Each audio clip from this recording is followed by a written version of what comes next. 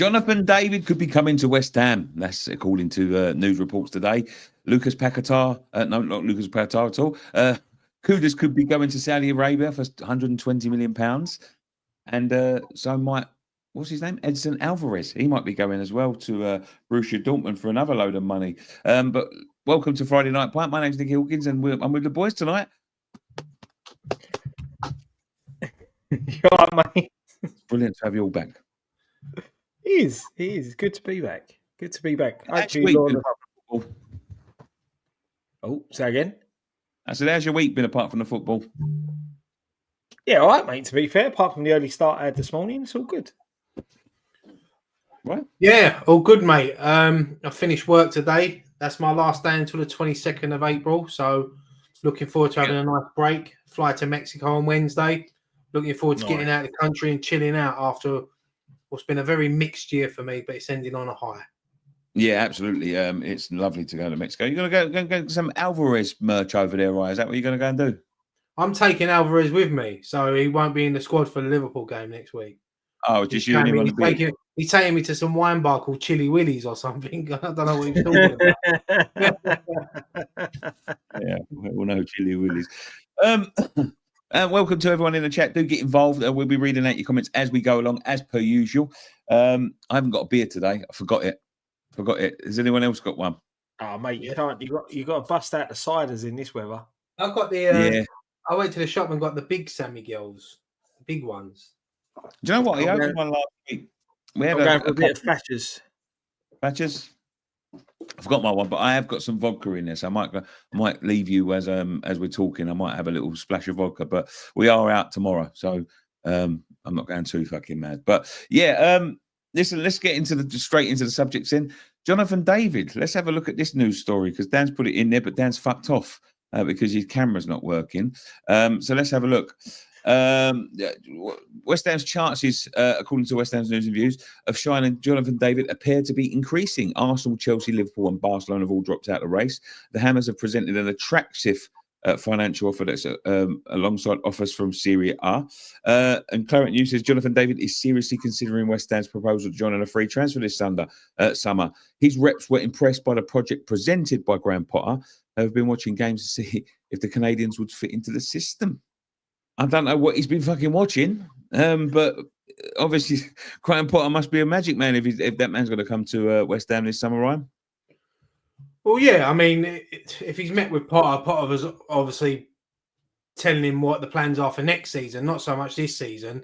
As we spoke about on Post-Match Pint the other day, it's about Potter now. Like we think that he's obviously experimenting with different players, like what we see with his starting lineup the other day. There's 8 games left for him now to try to get a couple of good results for us to give us fans something to smile about. But yeah, no, look, Jonathan David would be a great signing. I just think there's going to be more competition than what I know. They've said that Barcelona and Liverpool and that have now pulled out the race, but they say that and then they come back in with it. So it's a difficult one. I've got to show him some sort of plan to prize him away from some of these other clubs, especially clubs that are playing in the big European competitions. Yeah, I mean, listen, this is the type of time when I don't take any notice of the shite, if I'm going to be quite honest with you, because we are right in the midst of season ticket renewal time. And every time that there seems to be season ticket renewal time, all of these mad, weird, strange, odd rumours start coming out from about these players. I mean, this has been going on for a little while now. I think me and Dan had a bit of an argument. I didn't think we had any chance of getting him. I think the financial offers elsewhere will be too big for him to turn down. As far as I was concerned, but you never know with this lot. You never know what to believe. We're skint. We can't spend anything till we start selling. I know we've got quite a few players going out. Jonathan David, though, Scott, does he fit the system? He's saying that he's been watching to see if he fits the system. Does he fit this system? I think he does. The problem is it's tough to sit there and say because I don't really see this being Potter's system at the start of next season. Do you know what I mean? I think the 5 at the back is more forced upon because we've been so, like previous to Potter, we've been so easy to get at. You know, I think the 5 at the back was just make us more solid defensively, and that's it's tough to tell because do you really see him playing a lone striker role as a up front in a free, or do you see this two up top? And I think going forward, it's going to be us playing in as the free. So as the spearhead of our attack, I think it suits him really, really well, so long as we've got the right players around him. The only issue you've got, Scott, if you're Jonathan David and you're seeing the likes of Paqueta being linked with a move away, Kudus being linked with a move away, Alvarez now, you got to look at it and think, well, if they're getting rid of their best players, why would I want to join? So and if it is a big deal, then he's going to probably be our highest earning player at the football club because he's a free transfer as well. Yeah. Don't forget. So, yeah, I mean, look, I'd love to see him now. I agree. I think he could fit in well at West Ham. Like we've been crying out for an out-and-out striker for so long now. One that can, a young one as well because we signed Fulkrug. He was 31 when we signed him, 32 now. Had his injuries. Jonathan Davis, 25, I believe. So, yeah, he's at that age now where he's got to take that step up to the Premier League, and hopefully, it is with us. Yeah, that's it, mate. And that's the thing. Fulkrug would still be a good backup option. I think. I think he's a bit more. He looks a bit better than what we've seen of Ferguson. Now it's a bit harsh on Ferguson. He's not really started, but we haven't seen a lot of Fulkrug. But I think Fulkrug links with the system a lot more. So that's why I sort of think Jonathan David are fitting really, really well. And it is worrying that you're sitting there and linking the Alvarezes, the Kuduses, the Paquetars all away from the club. But I very much doubt we'll let all three of them go. I think out of everyone, I think it'll be Kudus that goes out the door just because he's going to generate the most money to allow us to rebuild. And sorry, Scott, you can't see Paquetar going. Not really, mate. I can't really see that. Really can't. I've got a funny feeling he'll end up with us next season if he gets found not guilty. It's tough at the moment because it's all overshadowed with what's going on with him. But I think the ship sailed on the Man City deal. I think that he's still suited to the way we play, and he's the type of player you need to be building a team around because on the ball, he's the best player we got. I think, and I do think Kudus is being let down a little bit with this as well, because excuse me, you look at the way Kudus is playing and the way he's sort of trying to take everyone on. Listen, I know it seems greedy, but we've got. You look at that game the other night, we could barely pass the fucking ball 5 yards. You know what I mean? And it's been the same since Moyes. Moyes, Lopetegui, now Potter. And I know. It has improved, and the only thing that has improved a little bit, and you alluded to this on post-match point the other night, is the rate we can see goals, not the rate that we're losing games, but the rate that we concede in goals. We're going to go and stop. So listen, I'm all for Jonathan David. Don't get me wrong, and I'm gonna put my my hat in the ring right now and just say if there is a chance we get him, we get him. But I'm looking around and. I'm gonna say it like this: is there any point in buying a Ferrari body when you've got a Ford Fiesta engine? Because that is what I'm sort of like alluding to at the moment. The engine isn't there. You know what I mean? Like you can have all the fucking wheels and all the fucking fancy paintwork you can have. You can have a fancy striker that can score all the goals, but if there's no one to provide him with the ball. To get him in behind a striker. And listen, I know that's where Paquetá comes in and all that, but I think that the balance is so far off of this side. Like the midfield the other day, and I know you all spoke about it, and I spoke about it a little bit on my review, is shocking. I don't see the point in bringing a big name striker and a big name, a big money sort of like goalkeeper before you start getting some quality back in that midfield because we have got no legs. Yeah, and we said that the other day. Like we know next season we need to build, especially in that midfield, and get some legs and pace in there. And Jonathan David coming in, Potter will know that we need to get players that can provide him with chances. And I said it the other day, like I said about Potts. I think Potts is going to be an important part of our team next season. That's why they've given him the new long-term deal. And I think he can play that role of just sitting in that midfield. And he's young, fresh legs. Then we've just got to build around him. And if you keep the likes of Paquetá, Kudus, Bowen, you've got, and Somerville as well, if he comes back, there's another pacey player there. So, yeah, there is a lot of work to be done. There's a lot of work to be done in all over that squad: defense, goalkeeper, midfield, striker. There's a lot, and Potter has to be backed. And if it means we have to sell Kudus for what his buyout clause is 80 million, and it lasts 10 days, and then whatever, if someone comes in for him, then we have to reinvest that 80 million, and we have to reinvest it properly. We can't just go and waste it again. What are you laughing at, Scott? It's a couple of the comments. Sorry. He was laughing at me. No, I laughing. You're right. Yeah, you can go and get your fresh ego kid hats. Thanks for the promo, Scott. You're the one wearing the hat today. In a link in the description, level 35. I can't wear hats. Hats do not suit me. Honestly, it's baseball caps that don't suit me. Bobble hats, yeah. Baker boy hats, yeah. Every time I put a baseball cap on, it just don't suit me. I don't know what it is.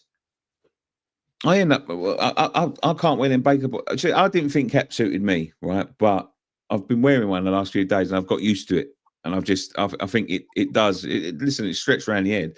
The Baker boy caps don't sit me. I look like Uncle Buck when I put one of them on. When he's got that little slanty hat on. I look like fucking. Remember that film Ernest? Ernest P. Worrell, whatever his name was. That's what I look like when I put them on. But then lovely hats. I'm taking it away with me. I might try to flog it out there. $100 for that.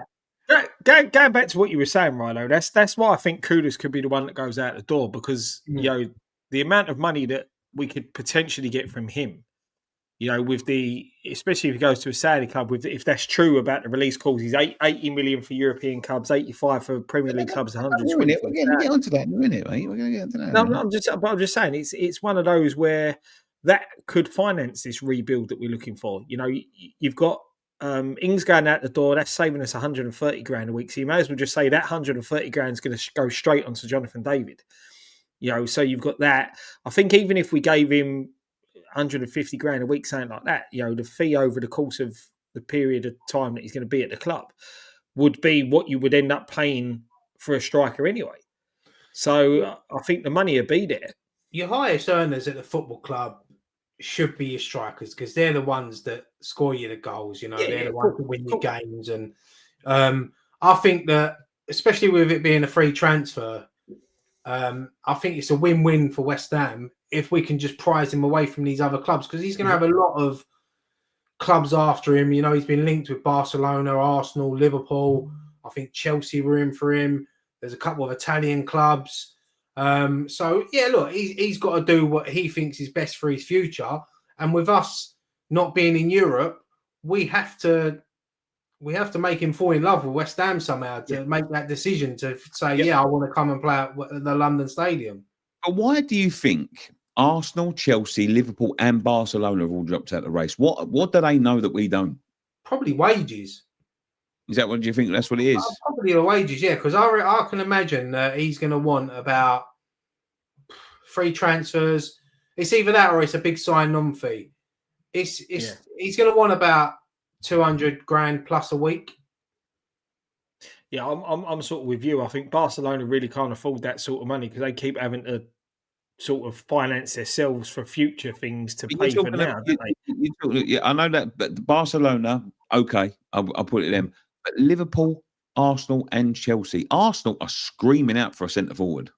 Mate, but the thing is, you wouldn't surprise Arsenal if they're not going to sign a centre forward. They'll probably end up signing another winger.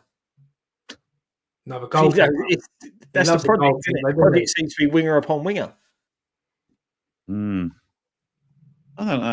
don't know why they've all dropped out. I don't know what the occurring is there.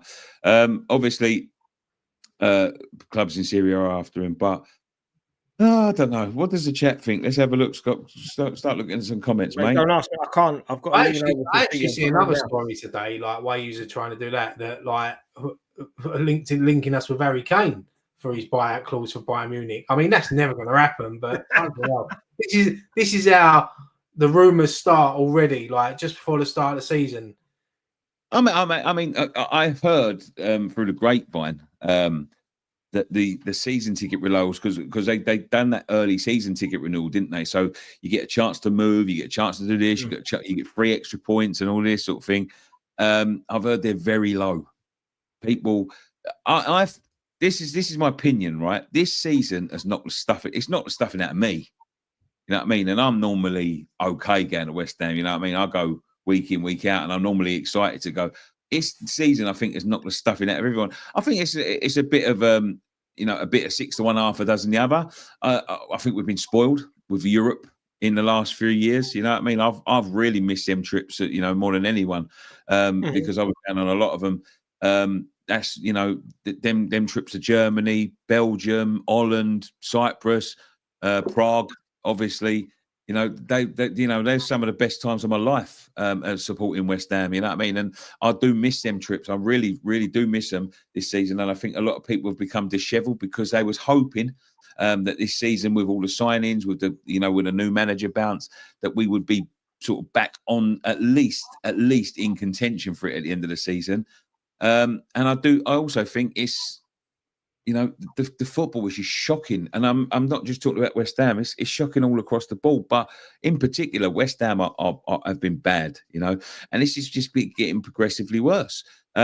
So they're trying to let's say flog a dead horse is the term when it comes to getting people to renew their season tickets. There's a lot of people who just lost faith in it all, a lot of people now deciding that the stadium isn't for them, as you do year in, year out.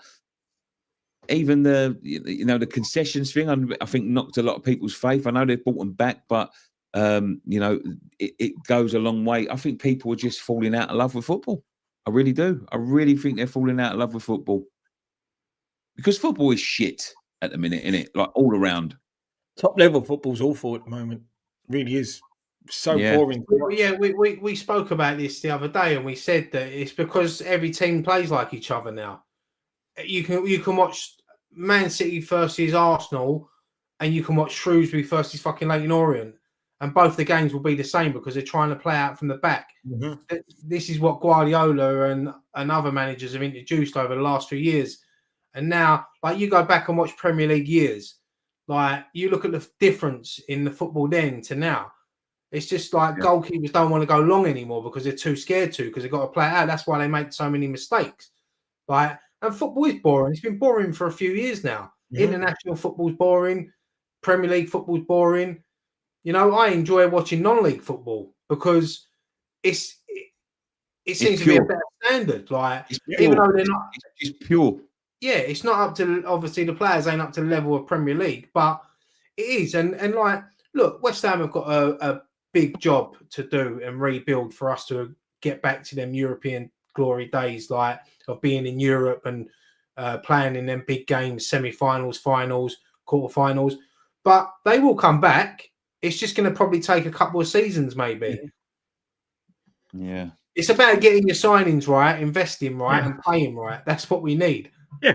The thing is, I think we've all got sort of, the negative approach that we had under Moyes and then again under Lopetegui's just drained the life out of us.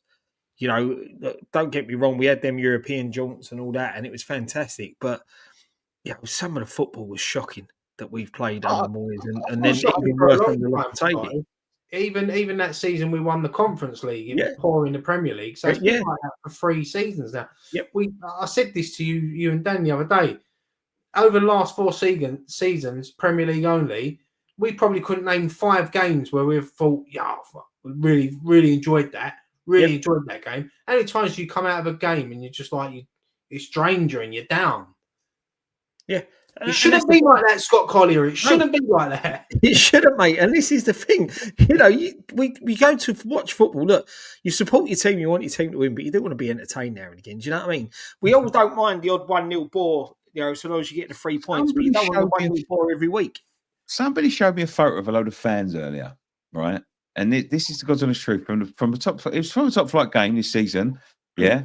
I didn't catch who it was. I don't think it was us, but and somebody pointed out in a photo, he said, "There's not one they're clapping, but it's not one person smiling, not one." That must have been a West Ham game. It might have been. It might have been. Yeah, it might have been. But I didn't catch it. It goes, they're clapping, but there's not one person smiling, right? And they said underneath, if you can't enjoy it, why are you spending all this fucking money? And do you know what? When I've gone, for 10 seasons at least, 10 seasons since we've been doing the channel, me and Ryan have been traveling around this country since we were 16 years old, following West Ham, home and away. You know what I mean?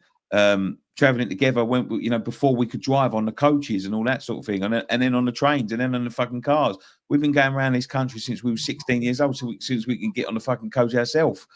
And we've spent an awful lot of fucking money traveling around this country, and I can't remember more than 50 times when I remember coming away feeling happy, right, out of 35 seasons.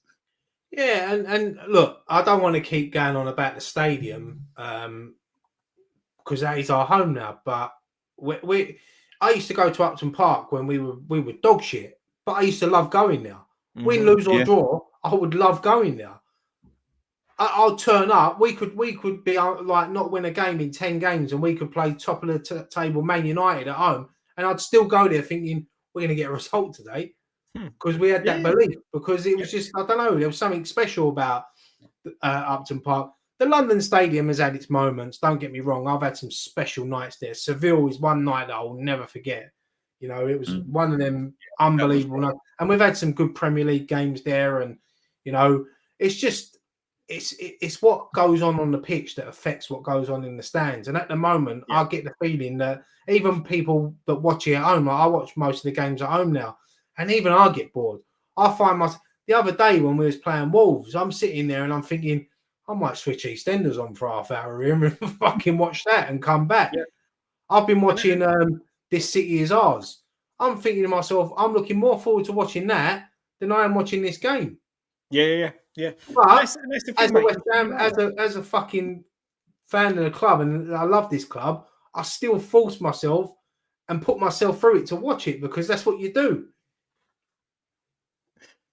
Exactly, mate. Exactly, and that's the thing. It shouldn't be like that, and that's the worry. And there's probably hardcore fans out there that say we shouldn't be like that, but it is. It's just sucked the life out of you. Can you hear me? Because I got my audio out by accident. Yeah, mate, can you hear you? Yeah. All right, I'll have to switch it back on in a second. Yeah. It's not the same. And that's the worry, and I'm hoping it does improve. I'm hoping the football improves a bit next season. Yeah, I think over the, we say we've been spoilt over the last 3 years with the European tours. I think the Premier League as a whole, that first sort of big stint of the Premier League, there was some fantastic football played, and like you said, since Man City's dominance, the football's just got more and more boring. And, teams not wanting to lose, parking the bus, and then every team starts to do it, and every team tries to copy the same model. When you look back now, that Leicester winning the league was probably the best thing that ever happened to the Premier League. But instead of teams embracing the 4-4-2 and that attacking style and all that, we went backwards. That's the only one. Sorry, that's the only one positive, Scott. I'd say over the past few years is that other clubs now are starting to win competitions. Like obviously us winning the Europa Conference League, Newcastle winning the League Cup. You got Aston Villa now in the Champions League. You got Forest breaking into the top 4. So there's been a shift. Like it's not always the so-called top 4, top 6 all the time. Now you look, Man United and Tottenham are down there with us. They're having just as shit a season as us. Mm-hmm. So the mad thing is, mate, they're both having a shit season, and one of them can still qualify for the Champions League. Yeah, but they'd be very tough. I think after last night with Postecoglou, I think as soon as they go out that Europa League, they'll sack him. Gone. Eintracht Frankfurt coming up. Fucking good luck to them on Crack Street. Let's take some of the comments then from the chat. If the club want to prove they're taking the window rebuild seriously, then sign David, and then the proof will be in the pudding. Potter out, says King Robert. Let's start some chaos. I think we've had enough chaos, mate. Hey, Ryan, I dare you to buy Nicky a wrestling mask. We've still got them, haven't we? From the last time we went. Yeah, I've still got my one from 2005. Was it? 9? Yeah. Like that. Yeah. I think I still got mine in the loft somewhere as well. We've still got them, mate, from the last time. Ryan, will you be buying tequila? I'm getting picked every morning. Yeah, every morning I wake up, I'm having a shot of tequila. Lemon and all that. That's Taylor. He's got me on tequila now. Oh, I can't drink it. That and Sambuca, I can't Funny stand enough, it. funny enough, I'm out with him tomorrow, so I'm sure there'll be more tequilas going around. Oh, yeah, so am I. So I hope they're not. This is why I'm flying out of the country on Wednesday after a night out with Taylor.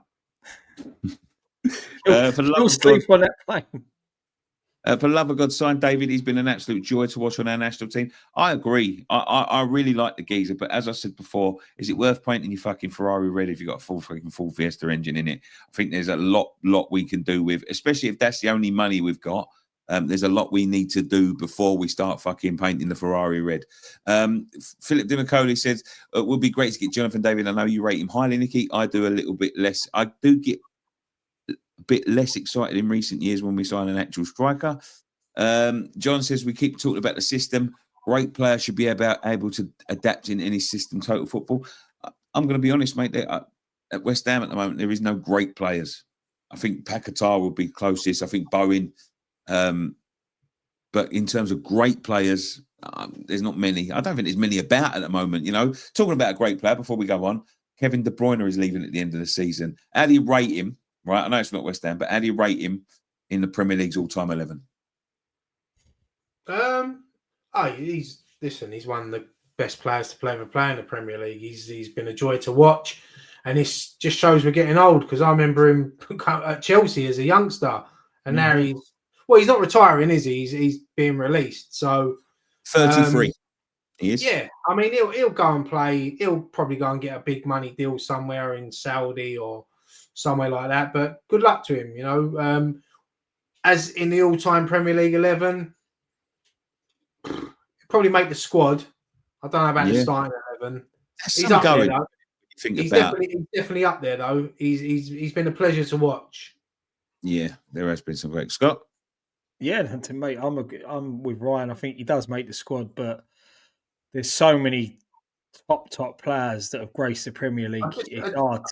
It's hard to say to fit him in there. Yes, Scott, I say he's been a joy to watch. He has when he's not playing against us. Yeah, exactly. Yeah. So many most times. City players, let's be honest. Many times I used to see him pick up that ball in midfield and just play it through to either Aguero or David Silva and Haaland in last couple of years, and it just ripped us apart. I remember when we beat him there in 2015-16, and he was the one that scored the goal just before. I think it was just before half time. We was 2-0 up, and he fucking lashed one in the bottom corner, man. And fucking hell, I've never seen anyone hit a ball so hard in all my life. The hardest I've seen hit a ball was Itzelsberger. Do you remember when he hit that one against Villa? Oh, yeah. Right. And he fucking smacked that ball in, and he hit one against Villa. And but this was fucking 10 times harder than that. I couldn't believe it, how it flew in the net. And then that we was sort of like on the back foot for the rest of the fucking game. But yeah, I think fantastic. He's one of the best. But they've had quite a few. Ken Hammers just said there, and I was thinking exactly the same thing. David Silva gets in front of him for me as well. I think David Silva was another player that used to rip us apart. Yeah. He was a joy. That geezer used to play with wing mirrors on. He just knew where everyone was. He knew who was behind him. He'll make space. Pop the ball off there. You can't get near him. He's their most decorated player. He's got 16 titles, right? But when you think about even midfielders, Yaya Toure used to play for him. He's got to be in there. Who? Yaya Toure.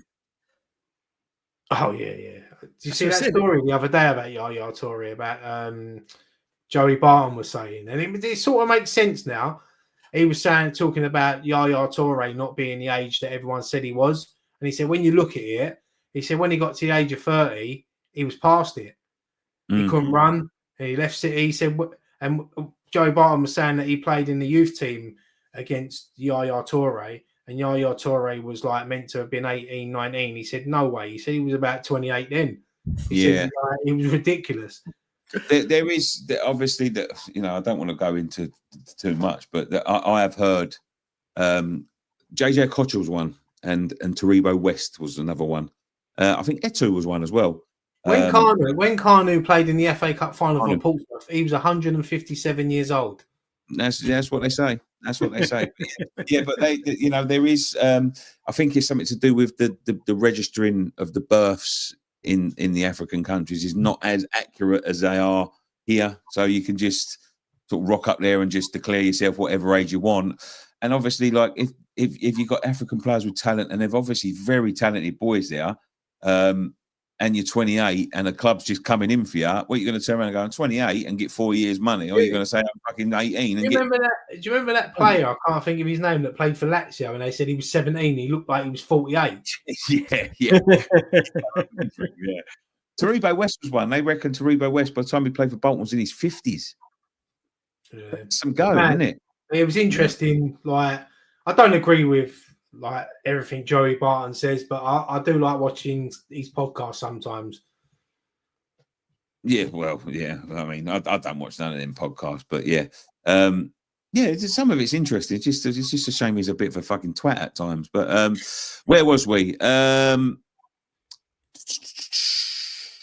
Right, yeah. So it was, the only thing with David, he would be first choice at West Ham, and most clubs have good strikers, and he won't want to be second choice to other teams. So that's the only factor for us.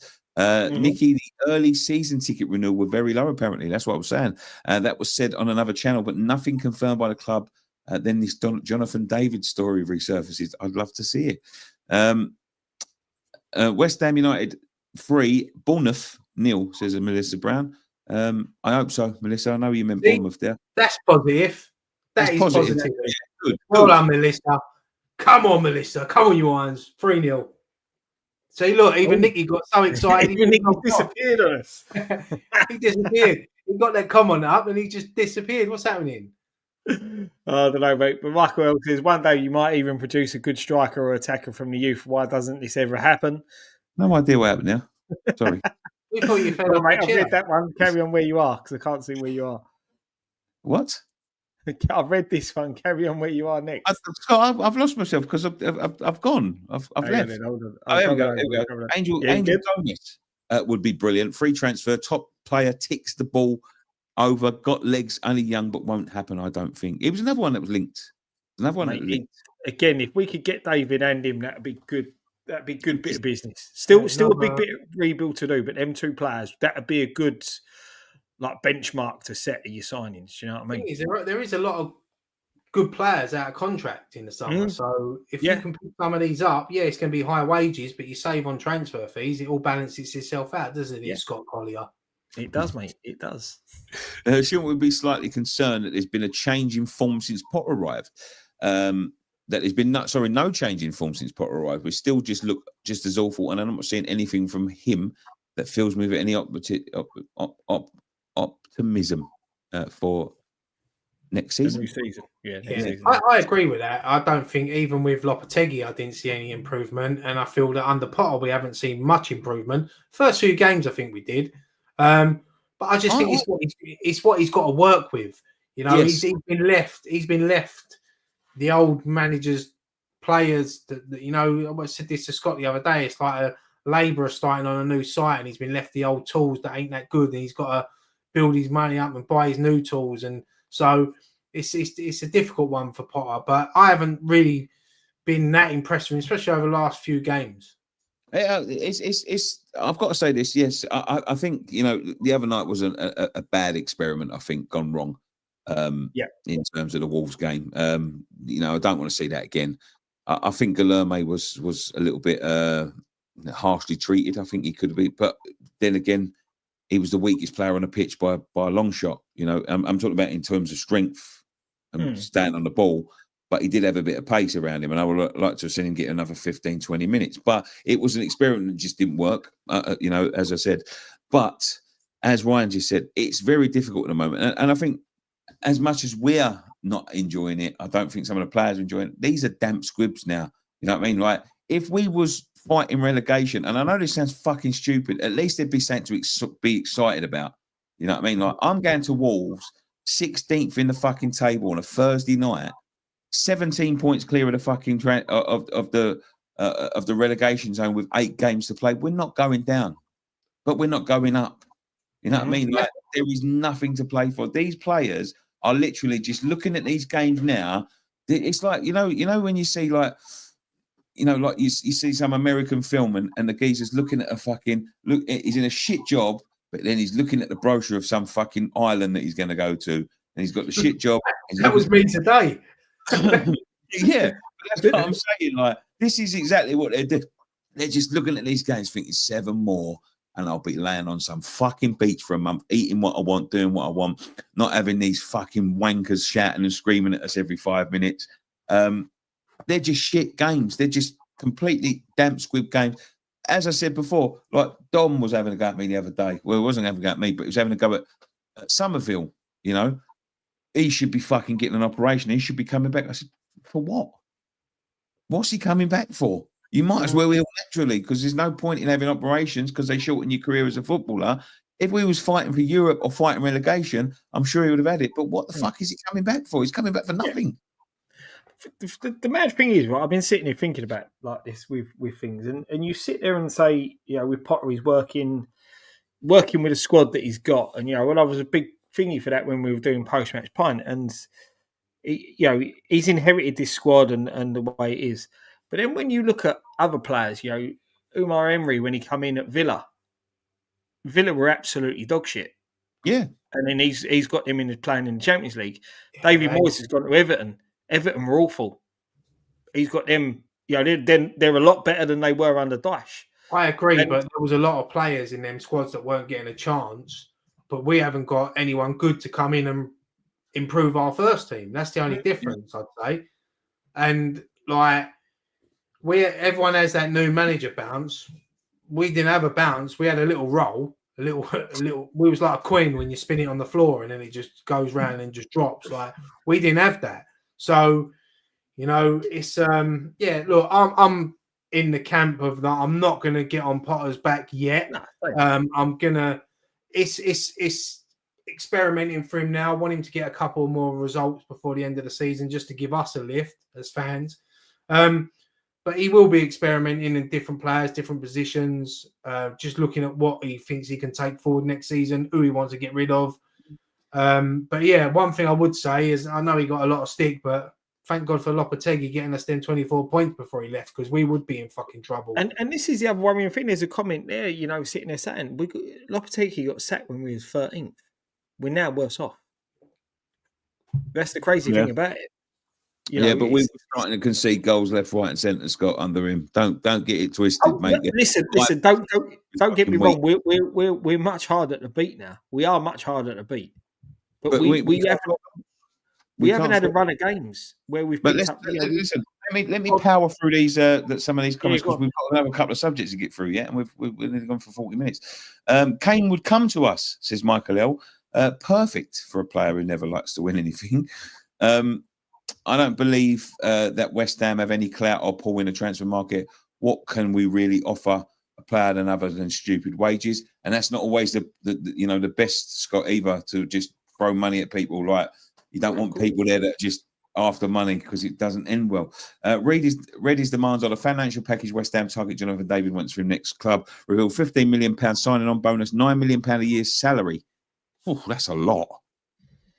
That's a lot. £10 million in agent commissions. Kudus representation are greedy, money grabbing. You see you next. I don't want to say that. Greedy Kudus personally said he was happy at Ajax and said he doesn't deal with the business.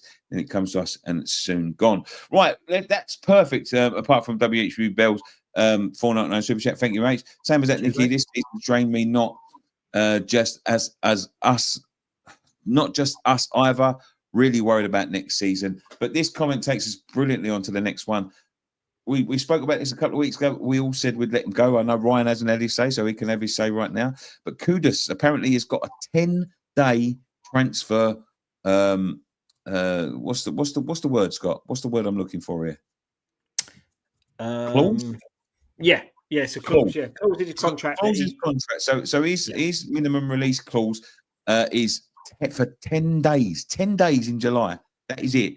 And apparently it's set at 3 different levels. So it's £80 million for anyone that's in Europe or a European competition, £85 million for anyone outside of a European competition, and £120 million to a Saudi Arabian team.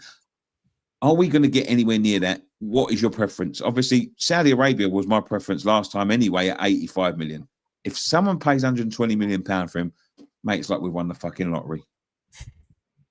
Yeah. Well, I was on the show last week, and when we spoke about it, and yeah, I agree. Yeah, look, that sort of money we can't turn down. And as much as I think Kudus is a good player, I think he has underperformed this season. And I think that sort of money we can reinvest it in other players. 120 million would be the dream, but I still think 80 million is good money for him, if I'm honest. On his current form, I agree. I agree. 100%. I agree. But, if we kept him, I'd be all for it because I do like Kudus. And I think he does work hard, and I think we missed him the other night, and I think it's a bonus that he's going to be back tomorrow. I think you go back to him last season, his first season at the club. I mean, this season, I think he's got 3 goals and 1 assist. That's not good enough. It's not good enough. That's not good enough. So, but if we could go back to what he was last season when he was linking up with Paquetá and, Bowen, but I just think that money would be stupid for us to turn down, especially 120 million. I mean, I can't see anyone paying 120 million pound for him, but if they're happy to pay it. When you consider we sold Declan Rice for 100, to get 120 million pounds for him, I mean, no Premier League team's going to pay 120 million for him. It's only going to be a Saudi team. I mean, 80 million buyout clause. I mean, I could see someone like maybe Arsenal paying that for him.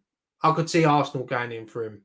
I think the way Arsenal play and with the players they've got, he would probably suit Arsenal better than what he would suit us.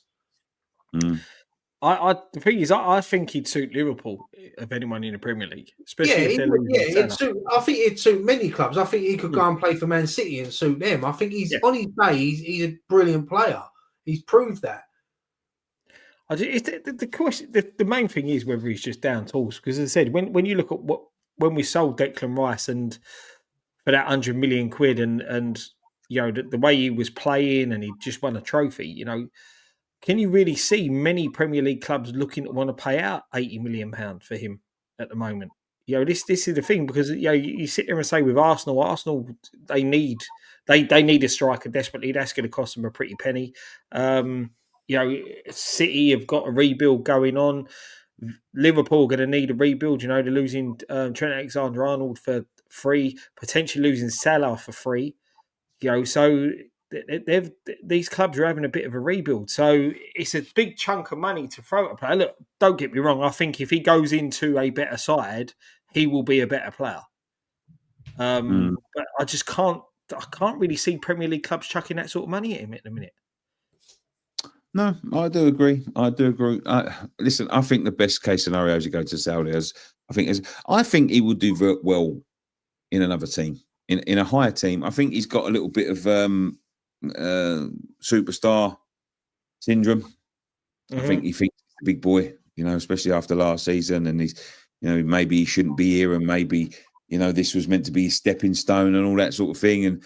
We was meant to be doing at least challenging for Europe, and he's thinking, "Fucking hell, how am I going to be getting to the top if I'm playing with this load of shite?" To be quite honest with you, so yeah, I do think that there's got a bit of, but I also do think if a Saudi club comes into him, I think it suit all parties. As I said before, listen, I said it could ruin players, but I don't really give a shit. At the end of the day, if we got 120 million pounds and we signed Jonathan David and Angel Gomez, and then 120 million pounds to then spend on an all functioning midfield and to pad out the defence, I think that'd be more than enough. To do what we got to do. Yeah, that's it, mate. That's the thing. And the thing is as well, when you sit there and look at people who are going on a free, if we don't renew Antonio's contract this season. What's he on now? He's touching 100 grand a week, isn't he? 100 grand a week. That is crazy. I'm sorry. I love Mickey. I love him to bits. And listen, he's been a very important player. But when you've got players of that caliber earning £100,000 a week, there's something wrong in the fucking Premier League. The thing is, I get what you're saying, mate. But he has been But for a lot of seasons, he's been out Unbelievable.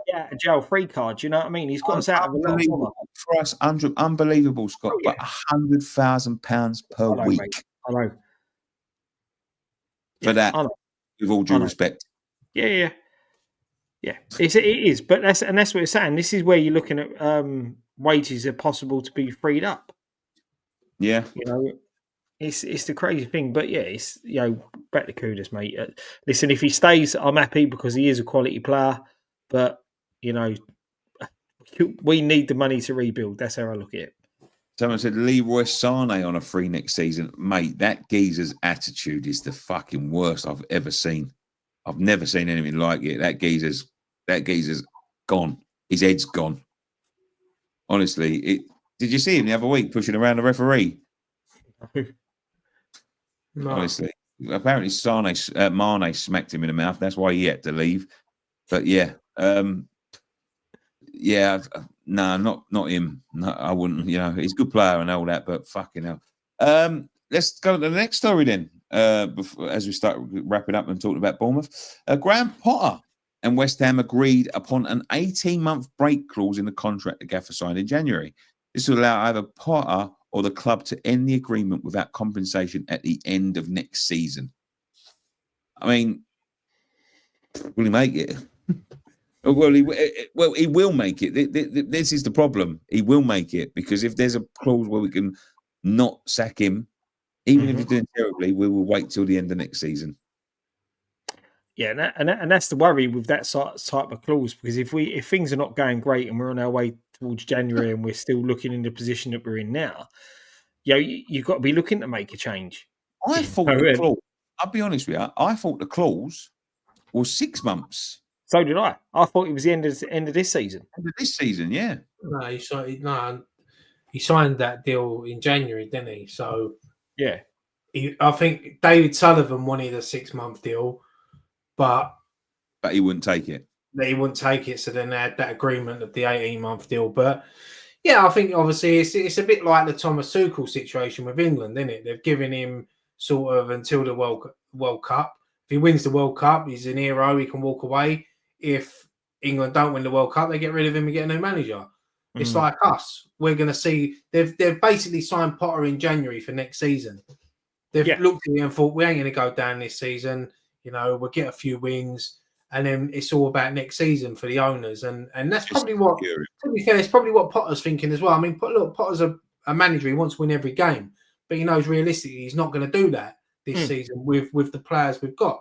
So him going into next season, he's now got a full pre-season, a full transfer window, hopefully 2 transfer windows, including the January one next season. So, yeah, I mean, he's probably identifying players already, and he likes to work with youngsters. And you've seen that he's brought Ollie Scholes through, give him his chance. He's going to be our first choice left back next season. Yeah. Potts has signed this new deal. I can see Potts being involved a lot next season, if not a starter for our first team. And then, there might be other gems in that in the under 23s youth team that we could maybe look to bring in, but we can't rely on the youth, not especially in today's game. No, you are right, mate. And that is one of the things that I want to see from a manager, because we have had a lot of talented youth team players over the years. None of them really have gone on to set the world alight. I very much doubt there's many of them playing in the Premier League, but this crop of youngsters, we've heard off of different people how good that they think they are. Scholes we've seen come through and flourish. And I'm with you, mate. I think he is the first choice left back next season with a decent cover for him. You've got Alford, you've got Casey, you've got Marshall, you've got a few others. Earthy, we keep forgetting about him. Young George Earthy and other players that got that bit of Premier League experience with us last season. Out on loan at the minute. So these players are going to come back, and at least this manager's going to have a proper look at them. Do you know what I mean? It was like under Lopetegui, it was sort of thinking, we're going to see these players get brought through, and it was like, we'll just ship them all out. All of them. We'll just keep the odd one, but ship everyone else out. I think with Potter, he will have a proper look at these players. He's very I think he'll look at the stats and that type of stuff around them and bits and pieces like that and see if they can come in. And I think if they're going to make it, it'll be next season that we'll see them make it, because I think with the rebuild that's going to go on, if we're going to get 3 or 4 big signings through the door, we're going to sort of have to plug the holes with the youngsters, because there's not going to be enough funds to fill every gap that we need filled. So if these youngsters can do us a good stead, you think if we lose Kudus, we got Somerville to play out on the left, and George Murphy as a backup. It ain't a bad backup. The kid coming under Moyes and done well.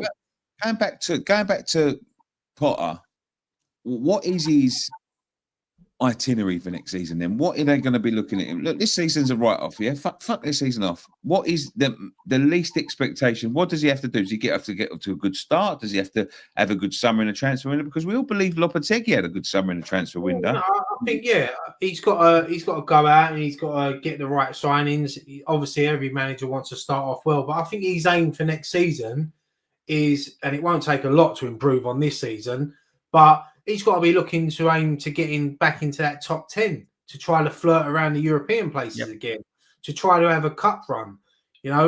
It's a lot to ask for a club like West Ham to do that, because obviously we haven't got the funds of what other clubs have, and we haven't got the attraction that other clubs have. But yeah, look, I think Potter comes across really well. I like him. I know there's a lot of people out there that are already frustrated with him and want him out. I get that. I do get that. Of course I do. But I'm going to stick with him just to see him get just what he can do next season. If it starts off bad, then I'll be saying, like, look, maybe it's not working out. We need a change. It's hard to sack someone, like get rid of someone now after half a season when he's not had a chance to change anything. So, yeah. No, I agree. Lois says nobody talks bad about youngsters. I think all of them are overrated. They can't all be overrated, mate. Surely, fucking hell. Frog in a well says, just going on that. I do look, when you're a youngster, like, you have to be extra special to break into a Premier League first team. You have to have something about you.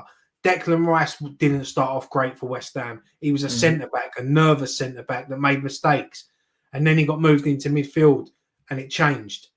It completely changed him.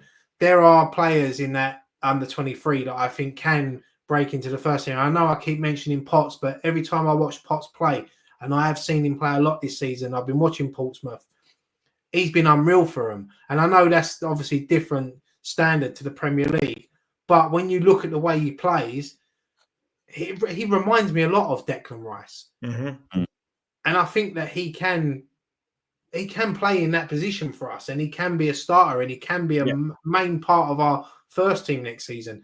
But as I said to you, Scott, the other day, he's got to be given a chance. He can't be given 1 or 2 games and then chuck him out. He's got to be given a run of games, and then you build around him. You get experience around him to help him out. Someone just sit there like another Mark Noble. That's what we've done with Mark Noble. We've got experience around him. Scott Parker, Kevin Nolan, players like that. And then he went on to play over 500 games. Well, that's why I'm a little bit disappointed with, people calling for Scholesy to drop out the team already. You know what I mean? Like, okay, he didn't have a great game the other night. He's been phenomenal for his age. He's been phenomenal. You know what I mean? What is the point in keep on hindering the kid's progress? He's playing in the first team. He's used to. Who had a good game the other night? What do? You can't drop everyone. You know what I mean? Like, if Areola don't have a good game, you can't just drop him. If Kilman don't have a good game, which he hasn't many times, you can't just drop him. You know what I mean? But if Paquetá don't have a good game, people are not just saying just drop him. But because he's a kid, they're saying drop him. I don't believe in that. I think if he's good, he's got to play. He's got to play. If you want him to be your first choice left back, you've got to keep playing him just to get that experience. And like I said, you need older heads around you. That's why him playing alongside Creswell has benefited him. I know Creswell, obviously, it will be his probably last season at West Ham, but I think Creswell playing alongside him has helped Scholes out big time. And I like Scholes. He gets down the wing. He works hard. We've got Wan-Bissaka on the opposite side who's been unreal this season. Like, he's been a standout performer this season, hammer of the year without doubt. So yeah, there's a lot of there's a lot of potential there for Potter to use for next season, but he has to go out and he has to improve. Like there's been talks of Soucek maybe leaving as well, so we can't lose all these players. Yeah, that would be mental. That would be mental. The annoying thing, is again, I think you saw some of the poorer sides of Soucek with the chance that he missed. The fact that he doesn't get his head up and he doesn't look for that pass. I have been Soucek's one of Soucek's detractors, right? But I think Ryan sums it up perfectly. You notice when he's not in a team because of course you do. If there's a goal to be scored, he's the one who's going to fucking score it. If it ain't Jared Bowen, it's him. Yeah, Yep. It ain't Lucas Paquetá, it ain't Kudus, it's Thomas fucking Soucek every time. And this is why I wouldn't get rid of him because I think he's still got. You can still use him within the squad. People were fucking laughing at me when I said if Everton wanted him, I wouldn't. If we had to sell him, I wouldn't take no less than £40 million from him because that's what he's worth to us. Mm. Worth that to us, 30 or not, that's what he's worth. Them gold are valuable to us. In fact, over the last 5 seasons, when there's a fucking chance to become and we need a goal, he's the one you turn to. Thomas Soucek. Yeah, of course. And that's what they tried to do. That's what he tried to do the other night. We needed a goal. Bring Soucek on because of his his aerial ability. Right. If I'd had a player apart from Bowen in that position, who I'd wanted in that position at that time, it would have been Soucek. 100%. Like if someone would have freeze framed that, I was standing right in line with it when he got the ball. He backheeled it through to him. He's onside. Yeah. If someone throws that frame there and says, "Does he score?" I go, "How much would you put on it?" I go, "Take it for everything I've got here and everything I can get my hands on. I would 100% say he scores." That's how confident I am in Thomas Soucek. If it had been Kudus or Paquetá, I went, he might score, he might not. You know what I mean? If it had been other people like Tufal, you'd have fucking said, "Well, no, I bet everything that he don't." But Soucek, you know what I mean? That when people say like, "Damn," listen, I know we all have our gripes. You know what I mean? Me and Dan have had our gripes about Haller and players like that. He doesn't see the value in him. You know what I mean? He's not a great footballer. Yeah, but in the right field, he works. Yeah, for me. Yeah. No, I do agree with you. I'm not. I wouldn't let him go because I think as I said, I think he's a key component. But we need to move on from relying on him. Do you know what I mean? We need to start moving on from that. That's the big thing. We shouldn't have to rely on one player to drag us through a game or get us a goal. Or we should have a squad of players that are willing to do that. We should have even when you look at our bench, like sometimes I see subs coming on, and apart from Fulkrug, who looked buzzing to be back, some of these players don't even look like they want to come on. Like we spoke about Fulkrug the other day, like how he was impressed with him. Like he was the only one that was showing a little bit of fight and getting his head stuck in. And I know we said that he will probably start the rest of the season. He probably won't start tomorrow because he's only just come back. But he's only 2 or 3 games away from maybe starting. But I don't want him to get a start at Anfield where we're going to get probably battered. Yeah. And then if I can get him out of the team, he's shit. Start him. We've got Southampton at home after the Liverpool game, haven't we? So we've got Bournemouth, Liverpool, Southampton. Aim to start him against Southampton. Because Southampton are there for the taking, where he could go and get a goal or 2, build his confidence up. But I like the look of it. He's come back leaner, sharper. He looks, as I said, he looks hungry, wants to play. So I'm all for it. And that's the thing as well. He's got himself back to that level, hasn't he? He went away and done the training out in Dubai and all that, and he like you said, he looks like he wants to play. He wants to prove what we signed him for, and that's what we need. Sorry. We have to go and talk about Bournemouth because we've got to start wrapping this up now. Bournemouth tomorrow, lost at the weekend, which is, surprising. Lost to Ipswich. Ipswich are fighting for their lives, obviously, they've got the league, but lost at home to Ipswich. Any chance of us tomorrow? Listen, I went to that Wolves game the other day. I turned around and said, no chance against Bournemouth, no chance. Been absolutely phenomenal all season. There are not that many points in front of us when you look at the whole balance of things. There's not a whole massive gap in front of us. They're 10 points in front of us, isn't they? It's not huge. That's not a huge amount. No. When you think about how good you think they've been this season. Yeah, no, I've been impressed with Bournemouth this season. For a club that, as I said to Scott on Post-Match Pint the other day, they recruit well because they've got a good manager, they've got good players. financially, their revenue, because they've only got 10,000 capacity or 11,000 capacity. So they've obviously invested well, got the right players in. They played good brand of football. They've got some good results this season against top clubs, especially at home. It worries me this tomorrow the amount of space they're going to get on that pitch. But this is a game that, I know Potter's only won 3 games since he's been here, but I think they've all come at home. Well, 2 of them have come at home, 1 at Arsenal. But, I think that this is a game. I mean, we've got quite a good record against Portsmouth. I mean, the last 8 games, League and Cup, we've won 4, drawn 4. They haven't beat us in the last 8 games. So, we've got that over them. It will be a tough game. It's probably going to be one of these scrappy games where we might nick it 2-1 or something like that. But it's going to be a very tough game against a team that I think will take liberties with us tomorrow. I honestly do, and I'm not looking forward to it, to be honest. Well, I hope we're wrong, because there has been some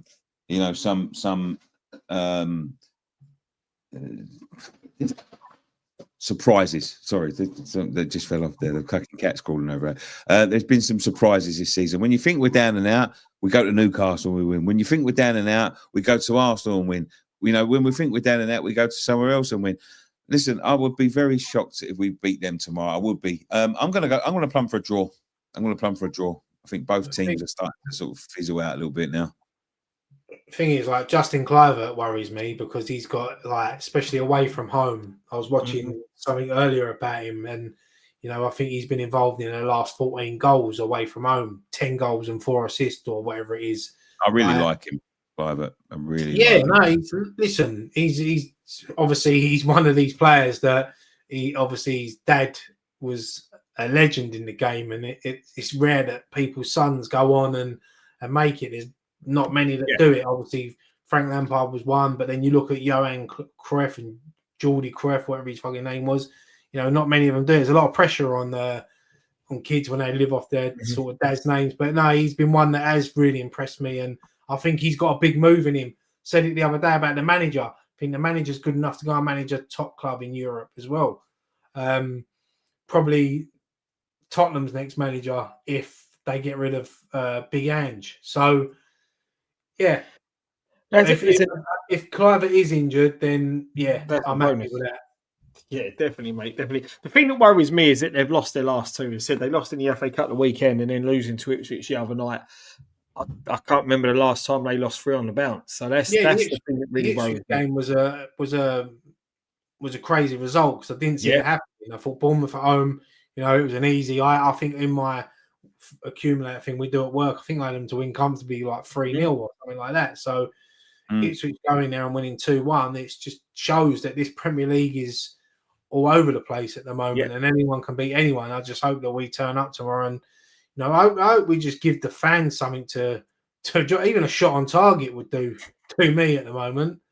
Yeah, I agree. That's the thing, mate. We've got to start brightly. We've got to start strong, and they're going to press us high, and we've got to look to counter when we can. We've got to do that, and we've got to play a lot higher up the pitch than what we did against Wolves, because we sat so deep, and there was so much work when we did get the ball forward for the striker or for Bowen to do.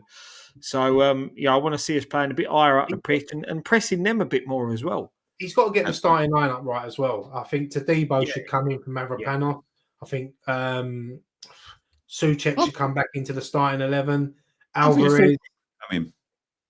I really do. I think he should come in. I know he's going to be a bit thingy. I'd rather go strong with Fulkrug than fucking have to start Evan Ferguson again, especially if Kudus is still injured. Yeah, it's tough though, mate, because he's just come back from injury, so you don't want to rush him back. He played, I think he got 45 against Brentford in the friendly behind closed doors. He got 45 the other night. It's going to be a lot to ask him to start at the minute. I mean, look, he's not the sort of striker that's going to bust his gut making runs. He just jogs around the edge of the area, then he hoping for something hold-up play. So he could start. If you can get 65 minutes out of him, 70 minutes, then that's a bonus. But I think he will start with Ferguson tomorrow. Just about to say Armstrong again, Scott. Boys, let's have a final round of scores then before we sign off. I'm do you know what? I'm gonna go 2-2. Oh, fuck you both, Nick. I was going to go 1-1, and then you've gone 2-2. I think it's going to be a draw. I really do think it's going to be a draw. No, I don't think either of us are keep a clean sheet. So I'm gonna side with Ryan and say 2-2. I'd like to see us get that win. I'd like even on 1-0, shitty 1-0. Something, man. Do you know Jamie? Yeah, Jamie's had a season this season. Yeah, he's only seen us win once. Do you know what? Right, I was thinking about this because obviously I didn't go to many games, sort of second half of the season last year and this season, and I think the last time I actually see us win live, being at a game, was when we beat Forest when Danny Ings scored. Oh, God, hell! That was the last time. You know, that's a long time ago. I haven't seen us like the 3 games I've been this season. We've been battered in every single game. Forest away, Chelsea at home, Arsenal at home. I think Jamie's the curse. I think Jamie's the curse. I swear on my life, yeah. He came with me all last season. I think he only see us win once, and that was in the cup. And he come all this season, and he's only seen us win once again. In 2 fucking seasons, I think in 3 of the games that he went to last season, I think we lost 5-0, 4-0, and 6-0. Oh, bloody hell. So, I've got him a season ticket. I might have to just cut that one off this season, you know what I mean? But, yeah, it's a curse. There we go. Thank you very much for joining us on this edition of West Ham Fan TV's Friday Night Pint. The hats that Scott's got on right now, no, it's not, it's right there. You can get them. Link in the description down below. Fresh Ego Kid hats. There's all different designs. There's some old school designs as well. You've got different. Why you got 2? I have to say you had 2 earlier. Yeah, I've got 2. Yeah, this one and the other white one. Why? Because we ain't seen Graham yet, have we? So I've got 2 here. Right. Well, I don't know what Graham's got to do with anything. He don't even fucking come along anymore. I don't even see him in real life. But there we go. But thank you very much. Fresh Ego Kid, 10% off with the discount code in the description down below. Don't forget, we've got a night at the Brewdog on the 22nd of May. Night with Jimmy Walker and Paul Kaczewski. Tickets are on sale now. I will put the link in the description below because I couldn't do it before. So tickets are selling fast. They're capped at, I think they're capping it at 95 or 100 tickets. I think most have gone. So if you're going to get them now, because that night is crawling. What are we going to do on the stage that night, right? How are all 4 of us going to sit on that stage? No, we won't. They'll be on the stage, and we'll have the bigger chairs and just sit at the front of this. I'll be on the bar. Like a can. I might just sit in the I might just sit in the crowd and just ask. Sit at the back. We'll work it out. I'm looking forward to it. It's two good players with 2 good stories, and it'll be a good night. So Brewdog Club, 22nd of May, 7:30 kickoff. 7:30 kickoff. What am I talking about? It'll be a good night. So look on the socials on Brewdog and West Ham R1, because it's not just a good night; it's a good night out with them boys, especially with Jimmy. And you never know, we might have to convince him to come out afterwards. You never know what might happen. You know what I mean? Sometimes it does, sometimes it don't. Sometimes, but there we go. Thank you very much for joining us. One thing left to say, boys. Come on, you eyes.